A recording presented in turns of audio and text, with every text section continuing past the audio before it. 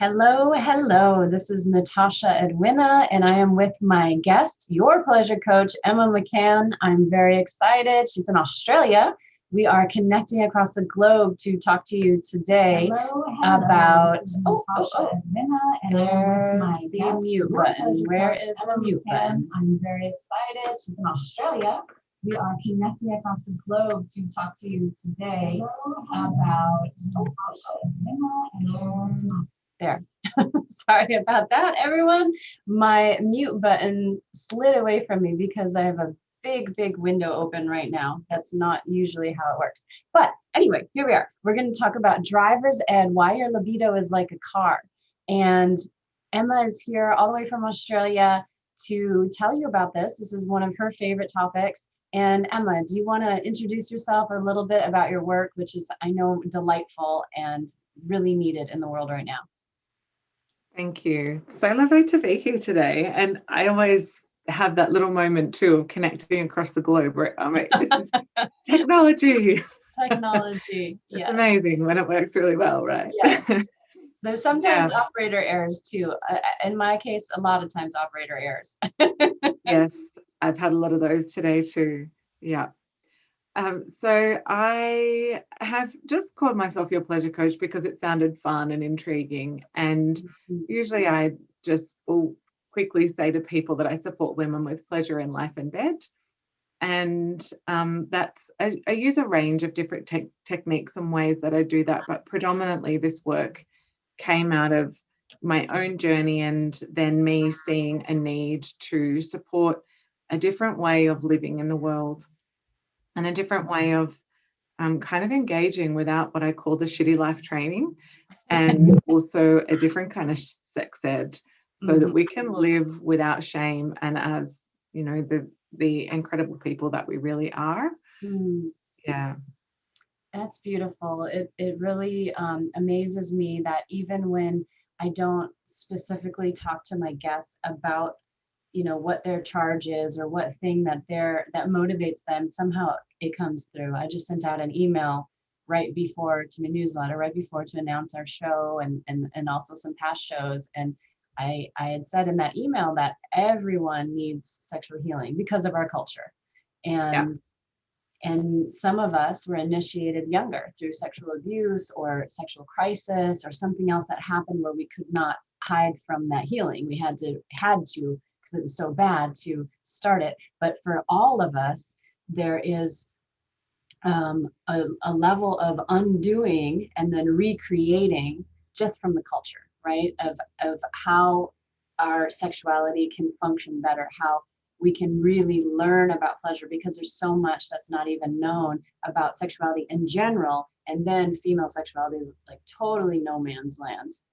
No pun intended there, but it's a place where, you know, a lot of us women are starting to speak up more about this and starting to become more the subjects of the story and the authors of the story rather than the objects of somebody else's story. And I had an episode with Habiba Kande, who is a male sex educator, but we had an episode, Can Every Woman Squirt? And he went into that topic deeply.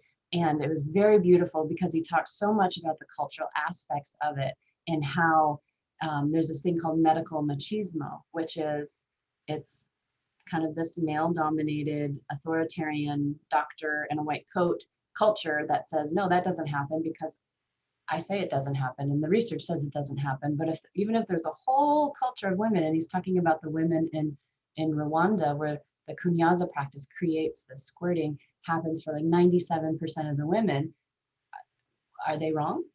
Are 97% of the women wrong, or is this doctor wrong, right? And so we have to relook at the ways that the things that we consider normal or right or standard or, you know, that sort of thing. So I'm glad that you and I are both on that path to create healthy sexuality and new stories that allow not only healing, but more so really abundant, lovely, pleasurable experiences to happen.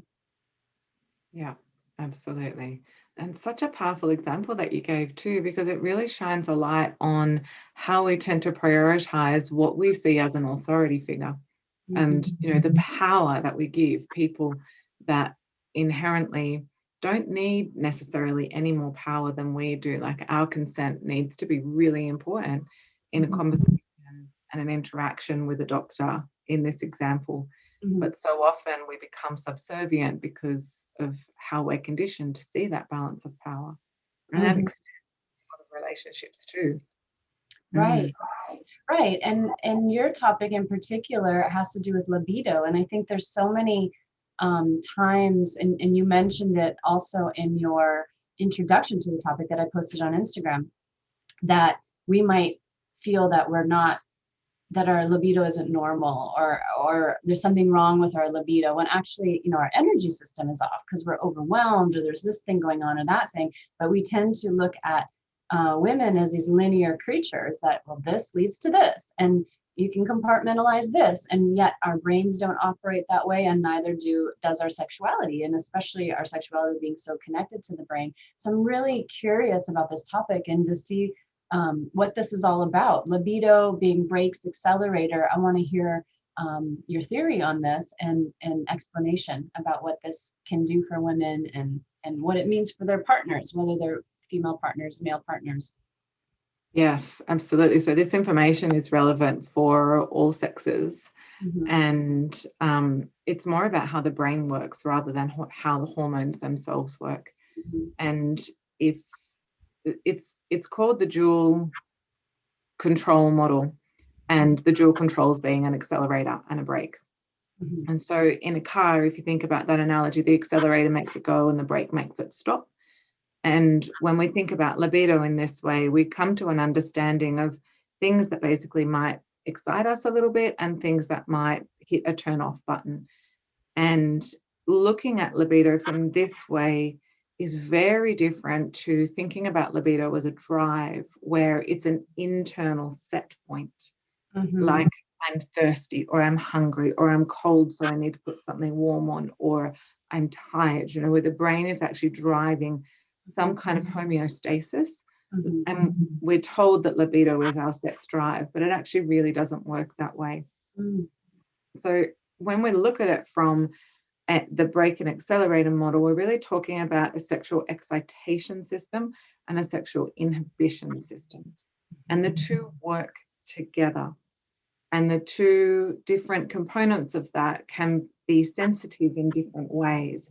So you might have a really sensitive sexual excitation system and an inhibition system, the brake, that is not very sensitive at all.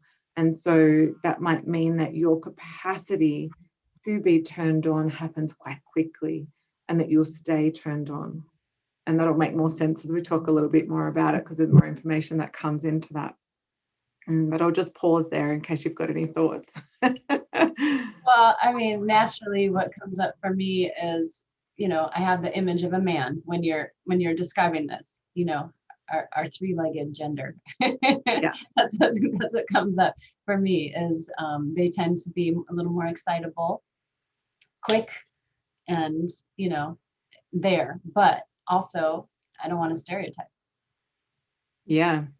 And there's research around this system that says there really isn't much difference. Most of us will fall within the moderate ranges for both. Yeah. And that the stereotype is more about our culture and the cultural expectations of men rather than about any physical difference. Totally. And yeah, I think a lot of it, when you look at this system, I think a lot of that difference and that stereotype actually comes from the way that women carry pressure and how that pressure lands on the brake. And so it appears that we're not as easily aroused and that we're not as ready for sex, when really there's a whole lot of stuff floating around in our life that is hitting an inhibition system and turning us off. So do you have any idea what those, like, some of the top things are, the heaviest items?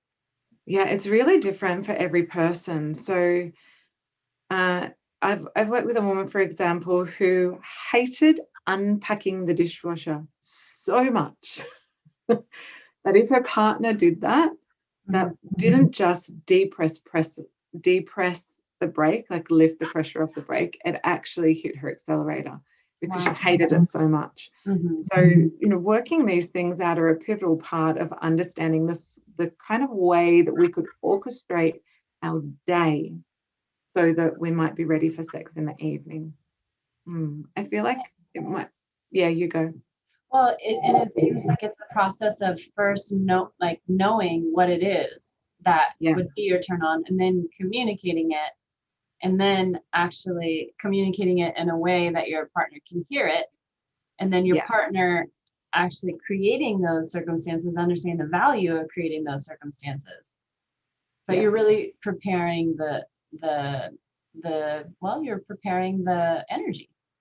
You're getting the energy right. absolutely. Yeah. Yeah, yeah.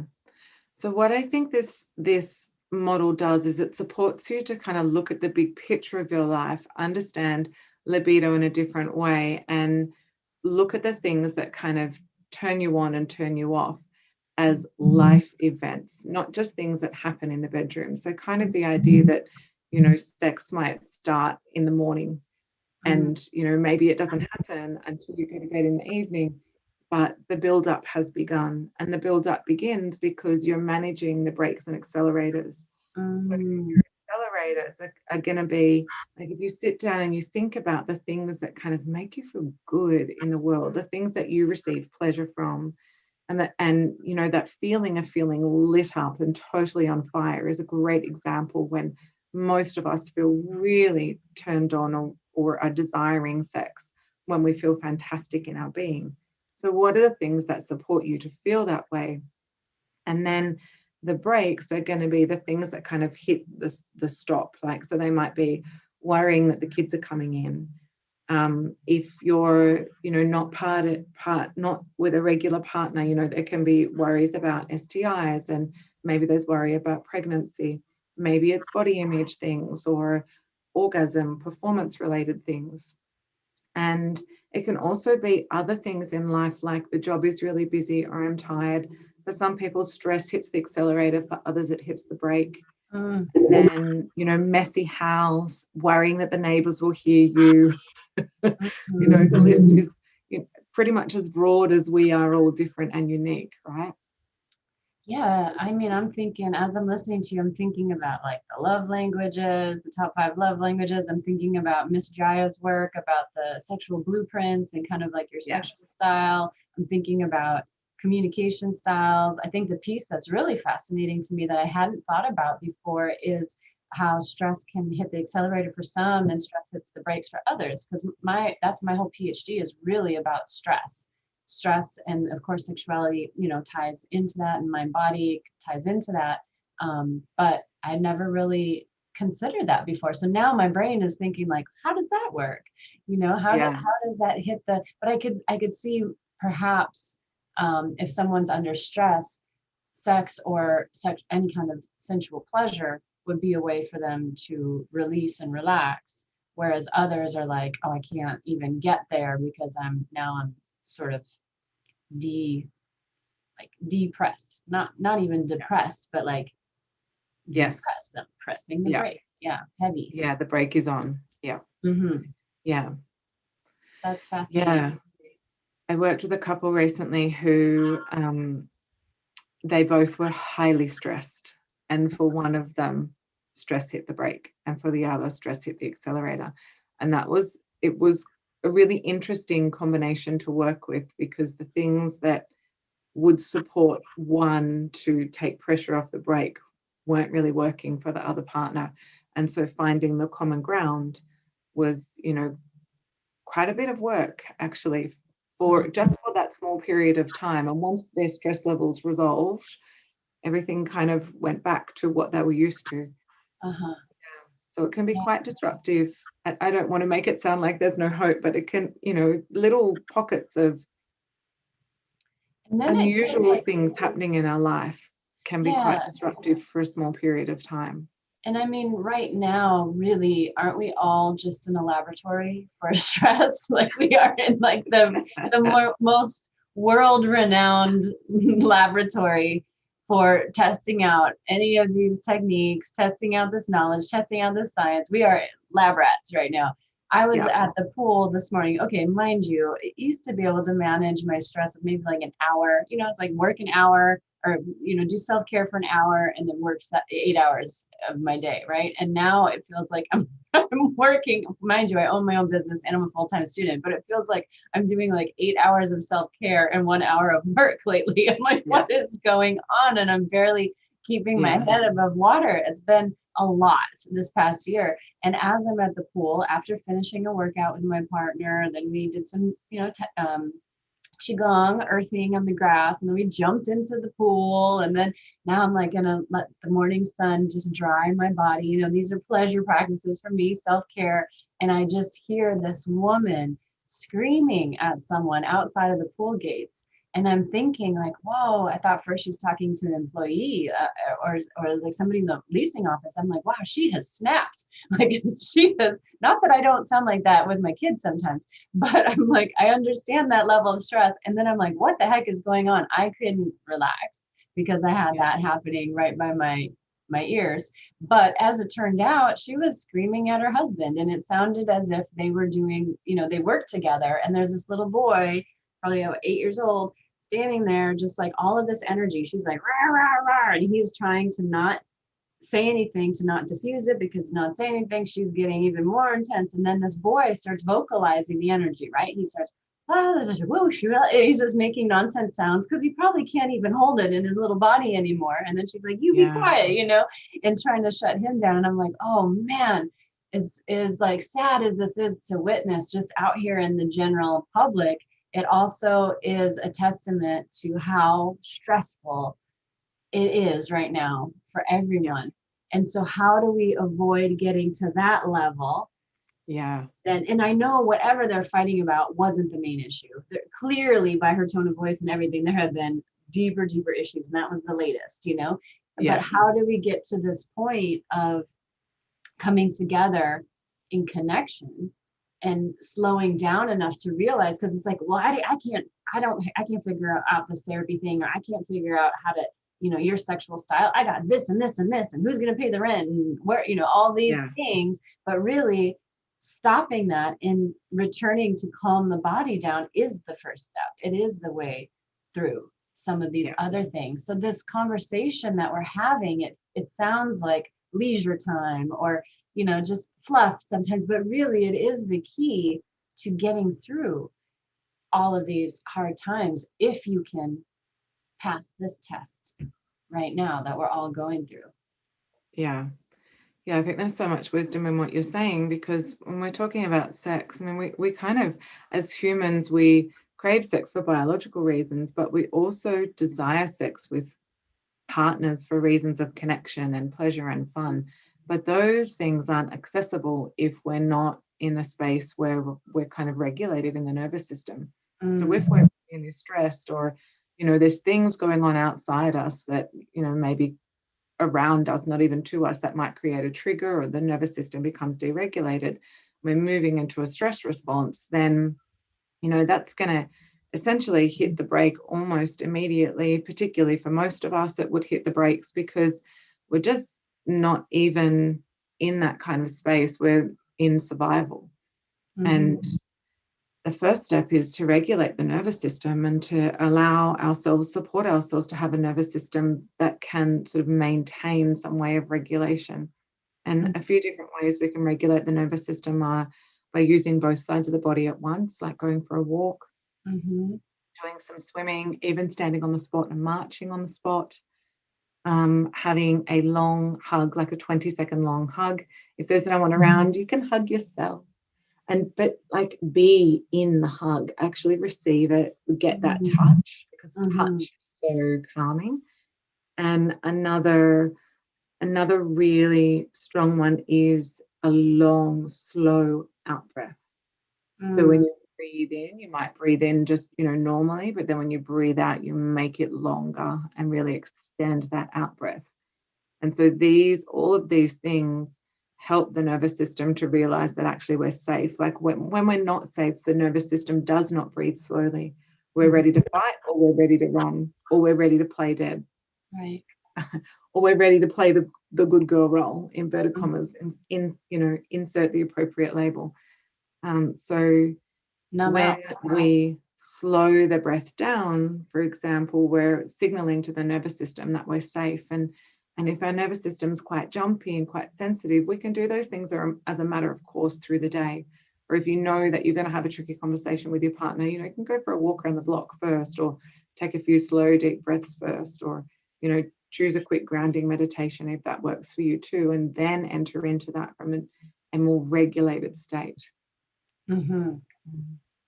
Yeah, totally makes sense. And the other thing I was thinking about is what do you do when, you're in fight or flight and it's triggered by a sexual activity, right? Because there's maybe been abuse history or whatever, and you're in that moment where now you're vulnerable, you're with your partner, but something gets triggered and sends your nervous system into fight or flight.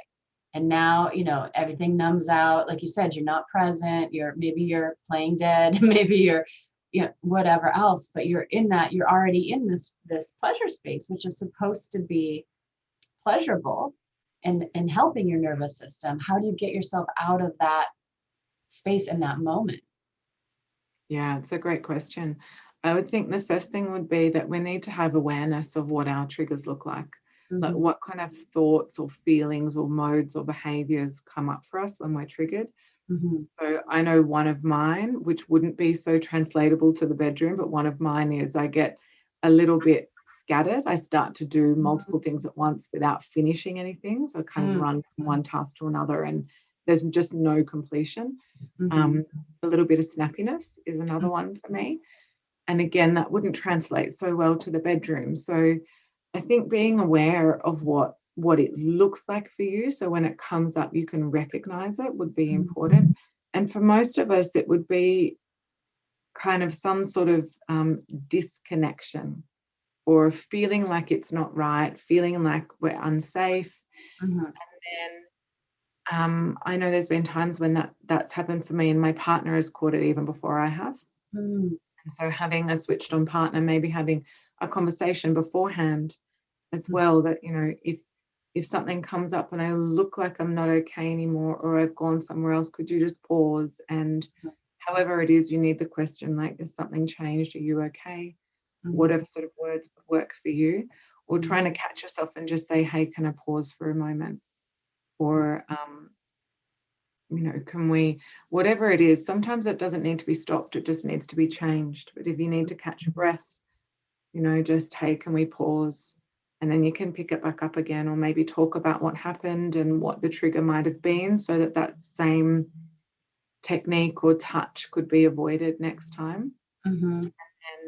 And, a hug might not feel like a hug, but the long, slow out breath and the contact, the physical contact and the hug are accessible in terms of regulating the nervous system in that moment. And I think it would also be important for the partner to know not to take it personally as well. Yes. And to know it wasn't something that they did wrong. I find that particularly male partners tend to be exquisitely sensitive to feedback, especially in the sexual arena. Again, probably what you're talking about with culture, and they're supposed to be, experts and know everything there is to know about sex or whatever else. But letting them know they didn't do anything wrong. It's just simply it's just an old trauma came up, or something that happened throughout the day that was already kind of vulnerable, and now it came back, popped back into the mind, or whatever else. And it's interesting what you're saying too about the the lovemaking starting in the morning with the communication, or the dishwasher getting unpacked or whatever. Because was it last week, 2 weeks ago, I had Shafar Graves on, and he talked about, what was the title, if you can't sense her, leave her alone. And it was really about, he's like, lovemaking starts when she has a problem at work, and she texts you and says, hey, I had this happen, and you're like, okay, what do I need to do to make it okay for her when she comes home, and adjust to her mood, or whatever thing just happened. And that is a form of lovemaking as well. And that is, it's so this theme keeps coming through on this show about these bigger concepts, and that sex isn't just something that's over here in its own thing that we take off the shelf whenever we want it. It really just is so integrated into life. And of course it creates life. So how could it not be? Yeah. Yeah, it's very interconnected. Yeah. Yeah, definitely. It's like, you know, not just building through the day in the, you know, the days where the sexual tension is really obvious. It's not just that. It's a way of putting things in life that work for us, Mm-hmm. that lead us to be in a space Mm-hmm. where sex and lovemaking are a flow-on effect of feeling good about ourselves and wanting to share that space with another person that we also feel good with. Going back to the previous thing too about the trigger, I would also go and add that to the turn off list, to the break list. Mm-hmm. and if there was sensitivity in the partner in the way it was handled, also adding that in to the break list. I Yeah. love that. I have my partner and I do a weekly couples meeting. We do a weekly family meeting as well with the kids, but a weekly couples meeting to just talk about all of anything, anything that needs to be Yeah. discussed. And I could see that being a really valuable thing, accelerator list, break list. And it could be any number of things, sexual, non-sexual, but it all relates because it relates to our feeling and how we how willing we are to just open up and enjoy that moment of relaxation or pleasure, creating all those, I think you said boxes, like ticking off all those boxes to make the best experience possible. And it works for both partners. I mean, it's such a healthy healing, for the immune system, for the mood, it's just such a healthy healing activity when it's done with respect and obviously consent and emotional holding. Like you're talking about, the self hug, but sex is going to be like a very extreme version of that, being held in an energetic space. Yeah, absolutely. Especially beautiful, present, connected sex. Right. Yeah, it's so much that. Mm-hmm. I do just have something else about the brake and the accelerator. Oh, how much they can be depressed makes a big difference too. Mm-hmm. So as you were talking, I had the image of partners sitting on the lounge, because you were talking about how you might work together, and of one partner receiving a foot massage. So maybe, for example, one particular afternoon, your brake is really significantly pressed down, and like you've got all the stop signals going on. So what are the things that you need to do to take the pressure off the brake? So those things are going to be kind of your general stress relievers, and things that are full of pleasure. And I think that pleasure is mindful, and it's intuitive, and it's even devotional. Like, it's not just hedonism. Pleasure is not just, I'm going to scoff the cheap supermarket sugary chocolate. Pleasure is a square of the best quality chocolate you can afford, devoured in the most mindful and present way. That is pleasure, right? So when we come at these things, like a cup of tea can be pleasure, just sharing a quick hug with someone is pleasure. Sending a really intentional text to someone is pleasure. And so if your brake is really, really depressed on a particular day, what are the things that are going to help take that pressure off? And then looking separately at the accelerator. Does the accelerator also need to be pressed? Because just because you lift the brake off, the pressure off the brake, doesn't mean you've got turn-ons going on. So maybe it might be, sorry? You're hovering in neutral. You're not moving anywhere. Yeah. That's right. Yes. There's no gears selected. That's right. Yeah. So, right, I like a bath might take pressure off the brake, but if you got in the bath and your partner gave you a foot massage while you were in the bath, that might be the accelerator. Or maybe having a glass of wine or a cup of tea brought to you in the bath might hit the accelerator. Or having the most luxurious robe ready to put on, or your partner lovingly drying you. And so these things that are hitting the accelerator do not need to be relevant to sex. It's not about the traditional things that we would think of as foreplay. It's not about that. It's just about what makes you feel really good. Yeah, and understanding them for each other. and this is a relearning because think of the movies that we are raised with.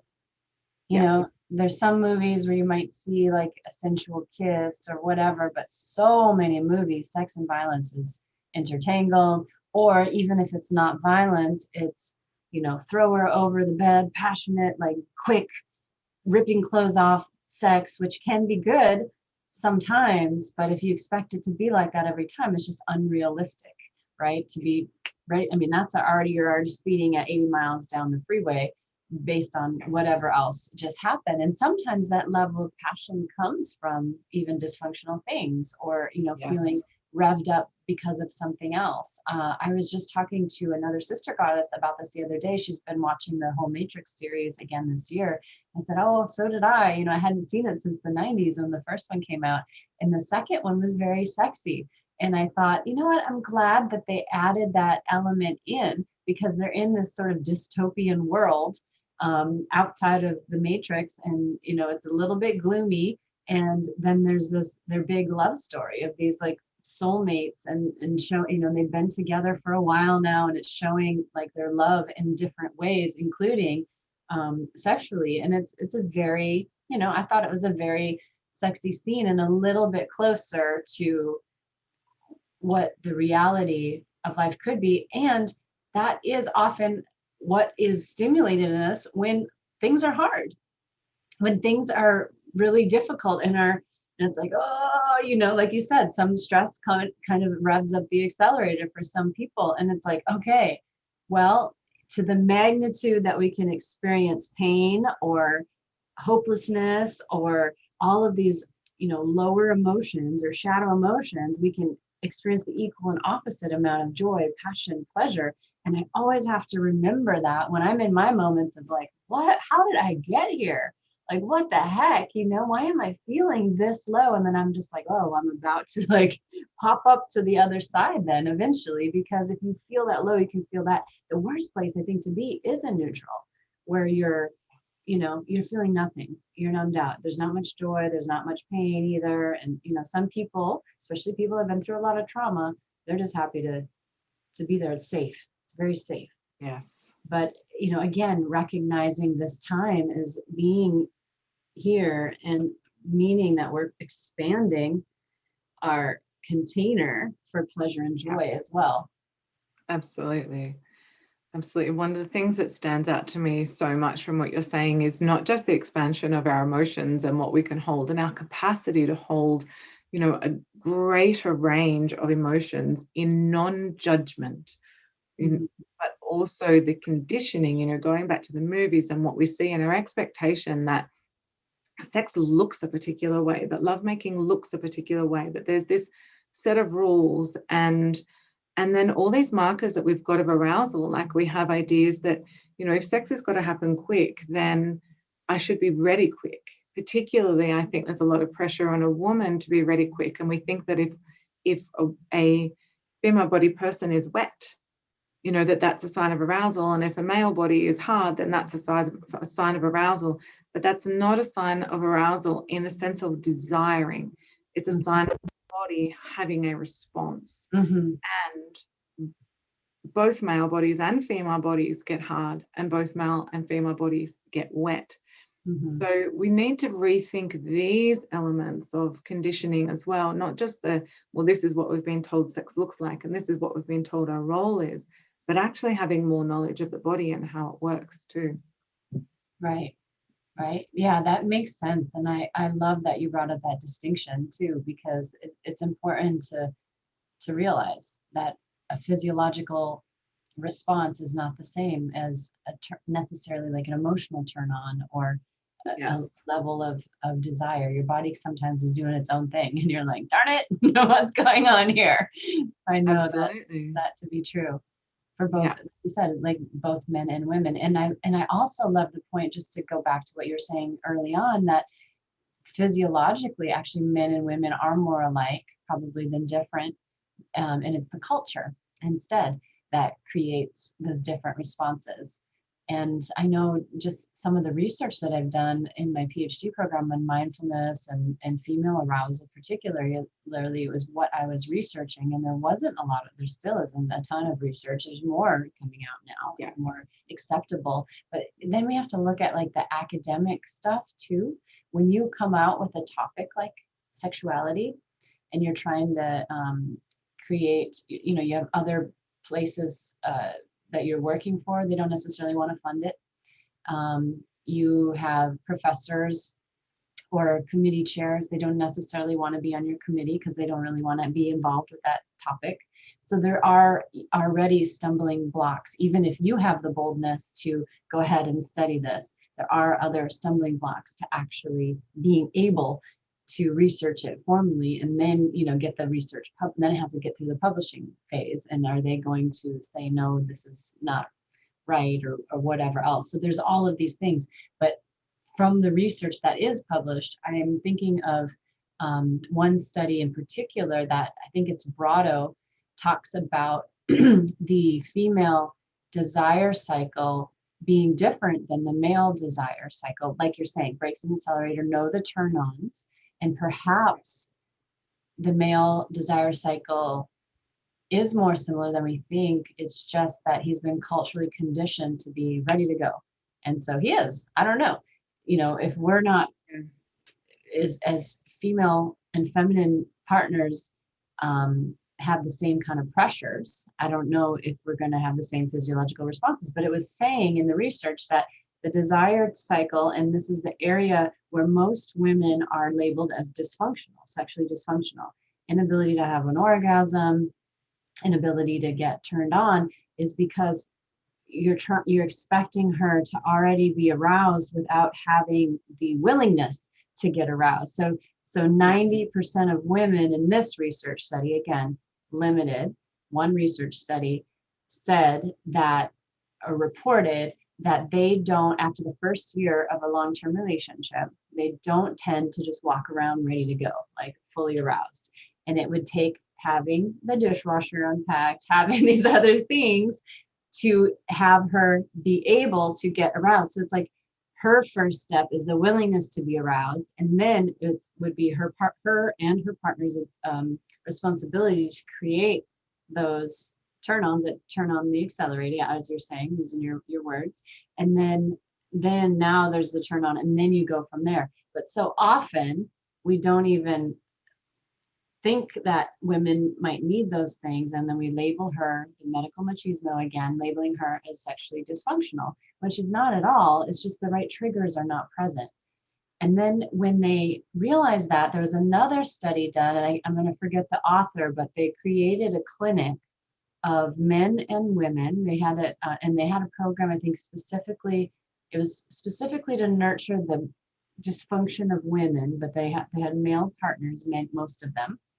And they found that the techniques that were based in mindfulness, present moment focus, connection, slowing things down, just like, we do Qigong. It's a very slow movement, and other things that we do. If we eat, you're talking about the chocolate, it's a very slow, mindful, full sensory experience. And so when they taught these skills to couples, the men preferred that sex too, to the type that they were having that really wasn't working out for her. It was okay for him, wasn't working for her. They taught the new skills, and they're both like, wow, this is great, kind of thing. So that's really encouraging to see that research too. So it feels like what's coming up for me is this, like, whatever's happening out in the world, movies, culture, stresses, we can take that power back and create the life and the sexual experience and the pleasure that we want to have. Absolutely. By creating those lists. And I mean, I don't want to oversimplify it, but that's a really great tool. Yeah. And I hear you on the not wanting to oversimplify it. It is a tool. Mm-hmm. It is basically a tool and a way of understanding, what works for me and what doesn't, mm-hmm. and what works for me and what doesn't, so that the actual system that creates arousal can effectively function. Mm-hmm. And that's a whole different system in itself. And my understanding of it has crossovers with what you were just talking about too from that. So, you know, we have the first stage of it is enjoying, and then the second stage of it is expecting, and the third stage is wanting more. So enjoying, it's relevant for other things like food as well, right? So we see food and we enjoy it, or we're experiencing something like a soft touch or a loving kiss, and we're enjoying that. And then if we're going to keep moving through the cycle of arousal, then we're going to like, after that, we're expecting more of it, and the body starts to respond because it's relevant. So in a sexual context, you know, where there's relevance to a learned experience of sex that we're responding to, and then once we've had enough of that, we start to want more of that, and that's really when arousal kicks in. Mm-hmm. Once you're getting to the point where you're wanting more. So sometimes it's really nice to receive a kiss, but that doesn't mean you start kind of your own level of instigating, right? You're just receiving the kiss because the kiss feels really nice, or you're receiving the foot rub because the foot rub feels really nice. But then, so what else would need to happen to get into the expecting and the desiring, that eagerness, the wanting more, so that it can keep moving through that cycle? And then, you know, every now and then, sometimes lovemaking can fizzle a little bit in the middle of a session. You know, something just might have gone a little bit too slow, and you can just pick it back up by moving your way through that cycle again. If you're just happy sitting with that kiss, and then, you know, what's the next thing that you need to do to build that back up again and create that eagerness again and the wanting, and keep moving through. And I've seen that also between couples where one is they're needing things to be fast to keep the passion flowing, to keep it going, but it's, you know, it often can be the male partner, and then the more feminine energy partner is just starting to feel into it. Like you said, receiving the foot rub feels good, but it's not necessarily creating wanting more of something, or that desire, that itch that needs to be scratched kind of thing. And so, you know, I'll just use for simplicity, I'll say she is maybe feeling, I am rushing so fast, I'm not even aware of what I want next. I feel like it's kind of like gobbling your food. You know, I'm a slow eater, Yeah. but I'm also a Taurus, and I do things sensually. And I can't gobble my food because I don't taste anything, and then I have a big rock in my stomach at the end that feels like it's not fully digested. I like to enjoy my food. And, you know, having that other partner that's just like, I need a lot of food to come in to really like enjoy it. I don't know. It's interesting. But you notice you have those differences, and that's can be a struggle because they're trying to come together and find that balance where they can both be appreciated. And I know that that desire is sometimes what makes it so juicy, even when we're talking again outside of the bedroom and outside of even the sexual conversation. But if there's something that we really desire in our life, if we could just be like, boom, want this, boom, have it, boom, have it, that would be a little bit boring. You know, I think we would take it for granted, but sometimes the longing for it, in the imagining it before we actually have it, that adds so much pleasure to the moment when we get it. And so how many times in life do we desire a certain car or a dream house, or, you know, whatever else, a dress or a bikini, or the body that we, you know, were working really hard at the gym, or whatever it was. And all of that journey on the way there made the end point so delicious. And yet, why would we rush through all of that in sex? We have an opportunity to practice it every day in the sexual laboratory of creating that anticipation and desire, and then the ultimate, you know, reward or climax. Yes. Yeah, there's so much in there, and so much of that for me feeds back to a tantric kind of idea of presence, but also the conditioning that we've got. You know, the conditioning that we have, like you said earlier, is that, you know, sex is hard and fast, or it's built up tension and it's ripping clothes off type energy. There are a variety of ways that we can engage that are different to that. And then sometimes we'll have modes where those kinds of energies are what we want. And if we get used to a way of engaging that has a lot of stimulation, then it can be really hard to move to a way of engaging that seemingly doesn't have very much, because the way that we're kind of conditioned to reach orgasm would be through something that's hard and fast. And so to retrain the body to orgasm from interactions that are a little bit more slower and gentle is possible. It does take retraining. And so it will feel different. It'll feel like that edge isn't there. It'll feel like the build-up isn't the same. Without the hard and the fast, you know, the orgasm might not quite be there, or it won't be there in the same way. And I feel like so much of that also depends on the sexual styles, like Miss Jaya talks about. And I'm referring to Miss Jaya. She's on Instagram as Miss Jaya. I think it's Gaiya. And she has a quiz about your sexual blueprint. And it can be really helpful, because after you take the quiz, and she sends you this like 3-minute video or whatever on what that means. And what's really interesting, for instance, about the energetic style is if you go too hard, too fast, the whole system over like short circuits. And and they're done.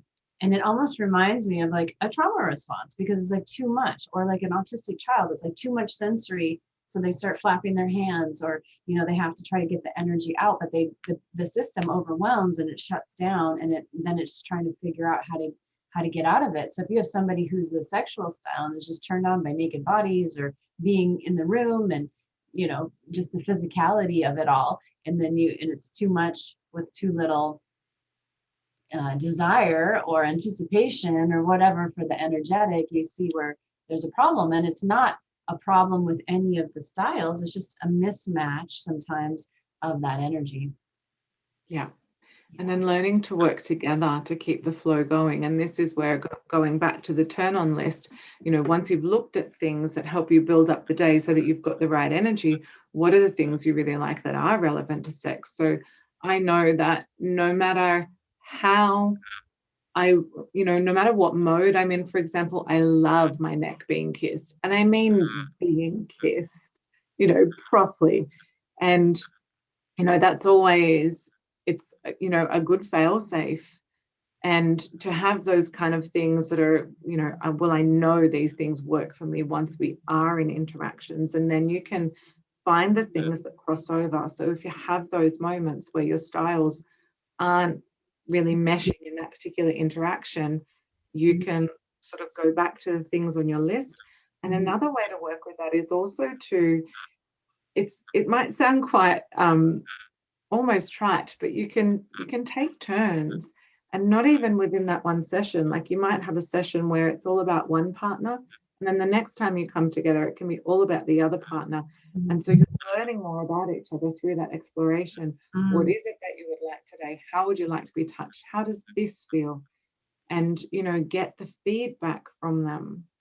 And from that, and then, you know, keep adding it to the list. It's almost like a coaching model for sexuality, because you know, as you're training to be a coach, it's all about checking in. It's about the client, checking with them, ask them questions, you know, that sort of thing. They're leading the process, and you apply those skills to your relationships, and all of a sudden your relationships get exponentially better too, because it's a deep form of respect and exploration, and when you're coaching. So it's like almost having this coaching model in the bedroom. And I love that too, because you know, we have different emotional states, different things, like you said, that's going on. And you were saying that you can get scattered and then forget things. And I was so identifying with that too. By the way, I know we're both moms, and I'm sure that's like definitely one of those mom things as well.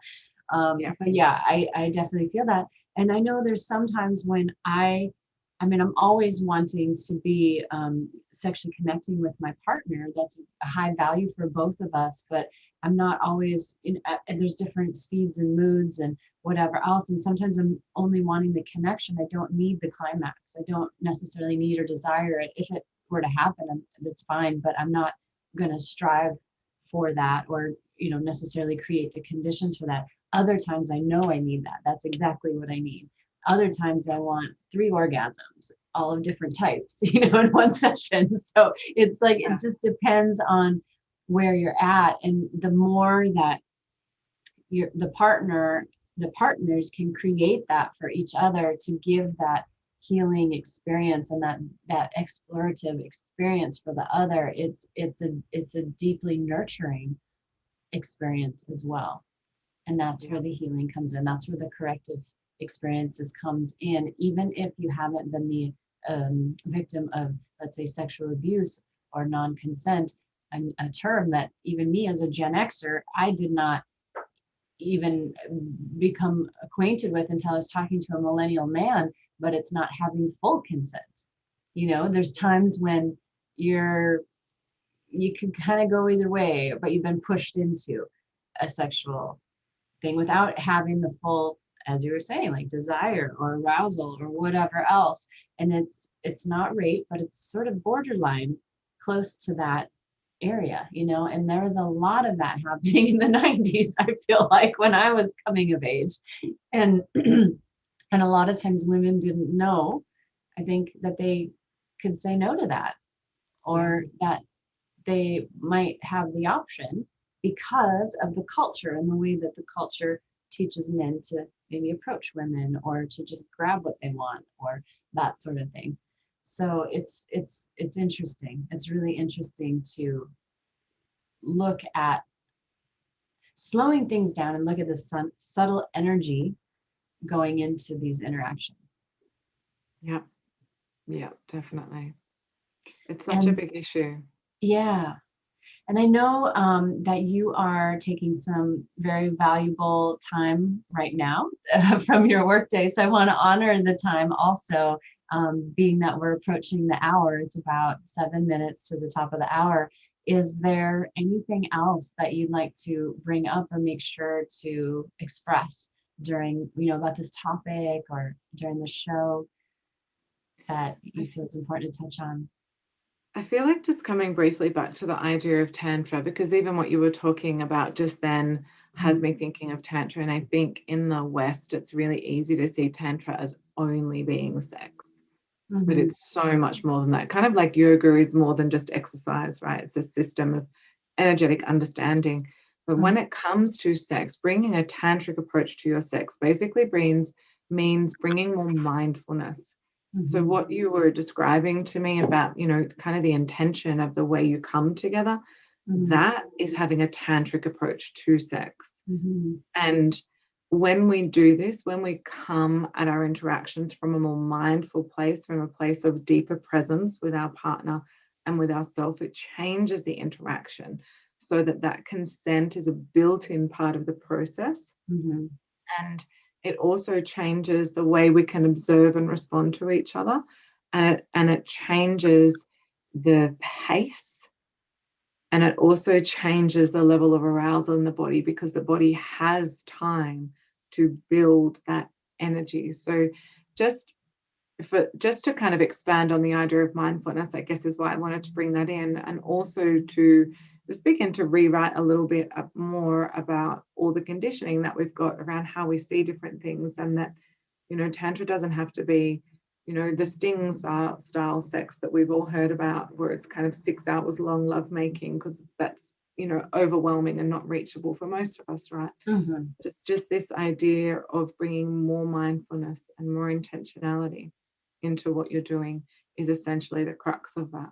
And it sounds like you are doing that at the very least. Yeah, I mean, when you were talking about sex that's not very connected or whatever else, I was thinking to myself, I don't think I have that kind of sex anymore. Like I think I just decided one day that I'm like, if it's not this super connected, I'm just not going to do it. And I'm happy with that. So yeah, absolutely. And it's so far so good. It's been working out. So it's I hear what you're saying about way of life. And I have several friends and several of them have been on the show talking about Tantra and the philosophy and it being unity. It's really about unity, oneness, connection, transcendence, you know, like beyond man, woman, masculine, feminine, but what is the other space above that? And so how do we reach that? It's you know, it's through deeply seeing the other is deeply seeing, Yes. you know, the contrast, so that we can transcend it. And when you think about all of these things like sexism and racism and oppression and all of the things that we're dealing with, you know, are we in crisis, or are we healing? Are we finally seeing the contrast? Are we seeing the other side? Are we Yeah. seeing where we are situated? And then how do we transcend that together? You know, so that we can bring that back into balance. And so this stuff goes really, really deep, you know, and again, my former guest Shofar Graves talks a lot about that. He says that orgasm is the tension release for all the world conflicts right now. Like orgasm, it's a metaphor, right? Orgasm is this release of tension with this extreme pleasure. And why not be practicing that tension release every day if we can, when we are in these times of so much tension of all sorts? So it's just very inspiring for me to be here and to be talking to you about all these different layers and ways that we can be more in control of our stress, our desire, our turn on, having an extraordinary rather than just an ordinary sex life, to feel more connection at a time when the world is less connected than it's ever been, perhaps. It's very hopeful and very inspiring for me to have this Yeah. conversation. So Yeah. thank you for being here. Thank you for making the time. Is there any way that people can reach you or contact you that might be watching this and want to work with you or find out more about what you do? Yeah. Best I'm way. on Instagram and Facebook. Both of them are Emma. Are they Emma Pleasure or Emma.pleasure? I'm not sure off the top of my head. Try both. Yeah, I think it might be Emma dot pleasure. I think it might be if I I'm. think it might be Emma.pleasure, and on Facebook, maybe the dot's not there. Okay. And my website does have technical difficulties, but that is emma-mccann.co, and hopefully they will be resolved in the next couple of days. Okay. Yes. Very Yeah. good. Very good. And you work with mainly couples, or do you work with individuals as well? I work mostly with women, and then the couples have been when the woman would like to bring her partner into sessions, I has been see. predominantly how that has worked. Yeah. And a whole lot more than just the sex. So I find that usually, you know, in a coaching series, for example, we might have one goal that's totally unrelated to their relationship or to sex, and then one goal that is, because the picture of us is just so much more than this one little piece. Mm-hmm. Really, Yeah. especially if we're carrying shame about it. Yeah, absolutely. Yeah. I see that a lot. And I also see that sometimes when people are so much in their pain or their trauma, they can't even go to that sexuality work yet, because it's Yeah. so sensitive and so vulnerable. So it's so important to have folks at different layers and levels. And I wanted to share, I've shared this last week too with anybody watching, that I do offer a 12-week Mind Body Skills group, 12 weeks to heal trauma. And that is for anyone around the world. It's just about whether we lock in the right time zone. It's virtual, it's a small group, but that does help heal any underlying trauma that wants to be released. And it's not about you needing to know what needs to be healed before you come. You just get to experience through meditation, regulating the nervous system, what comes up. So I want to put that out there for everyone. And if you're not already subscribing and sharing to this channel, please do, because we have new exciting guests on every week. And I hope you come back again, Emma. It would be lovely. I know you and I did a little Facebook collaboration many years ago. That was a lot of fun. And maybe three years ago now. Um, so it was really lovely to see you again and talk with you. Thank you. I really enjoyed it too. It's so Oh, nice to have the connection. good. All right. Good night, everyone. See you again next Monday, 7 p.m. for a new topic. And I announce this on Instagram, so stay posted over there too. Good night, Emma. I appreciate you. Thank you. Bye. Bye.